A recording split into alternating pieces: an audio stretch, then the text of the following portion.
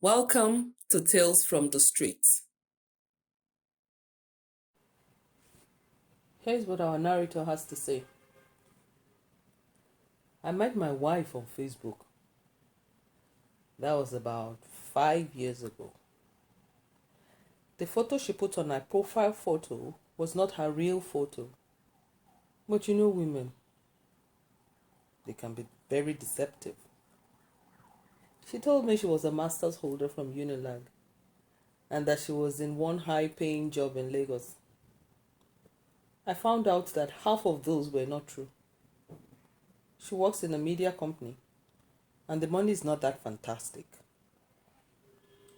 The first time we went on a date, I liked what I saw. I am the type of man that likes a figure-8 woman, and she had it. Everything I like about a woman, she had. So I said to her, why did you put your photo of a slim woman on your profile photo? You are even more beautiful than that person. What I saw was a lady who had no self-confidence. She's the buxom type. And for me, that is super. I like that in my woman. So in a way, I helped her boost her confidence. And that's how we began to date. We dated for about 18 months when I proposed. Why did I propose? Sure. After dating a lady for 18 months, you can tell whether you want marriage or not. And once you know what you want, what more are you waiting for? And another thing, I was already 35 years old then. So what else was I waiting for? So I met her online. Nothing wrong with that, is there? After all, there are several people who meet on dating apps. My own was even good. It was on Facebook, an open place with several mutual friends. So they would have known if this is no wahala. Anyway, we started out as friends and then we became lovers.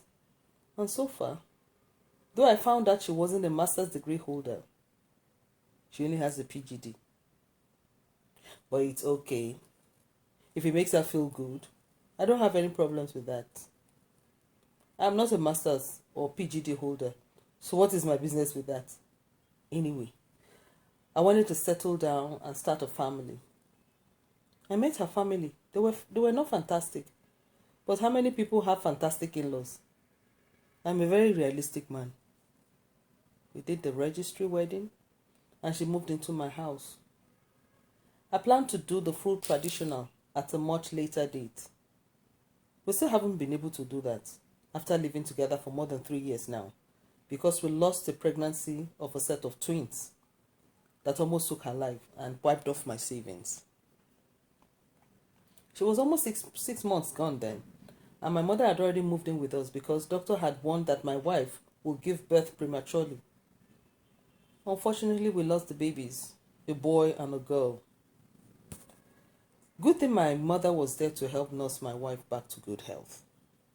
So you see, under that condition, we couldn't even begin to discuss wedding. After about 6 months again, my wife became pregnant. And this time we were told she must stop working after just about 4 months. Again, she lost the pregnancy. We were all distraught, of course. I may not have been the one carrying the pregnancy, but I'm also involved, very involved. So I felt the pain as well. I have lost 3 children. That is what it means to me. Anyway, after that, my wife just changed. She became hostile to me and my mother in the house. My mother especially. I was angry, of course. This is a woman who came from the village to look after you when you were sick. Besides, I won't take any rubbish from anyone treating my mother like trash. As if my wife is under a curse, she began to tell people that my mother is a witch and that she's the reason we've been losing her pregnancies. Can you imagine the madness? My mother practically raised me single-handedly. I am what I am today because of that woman. And I will not stand by and watch another woman badmouth her. It won't happen under my roof because I'm not a bastard. I told my wife, you can't continue to accuse my mother of witchcraft and still live in my house. Make up your mind. Either you keep quiet and behave yourself, or you leave my house. My sister, she left though. Women of these days.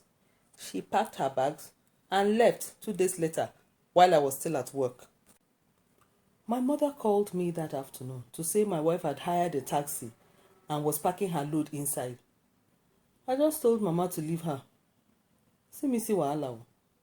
A few days ago, I was trying to look through her Facebook page when I realized I had been unfriended. Me, her husband, blocked from her Facebook page. I love the woman, Sha. I really do, my sister. I'm not going to beg. Leave that thing.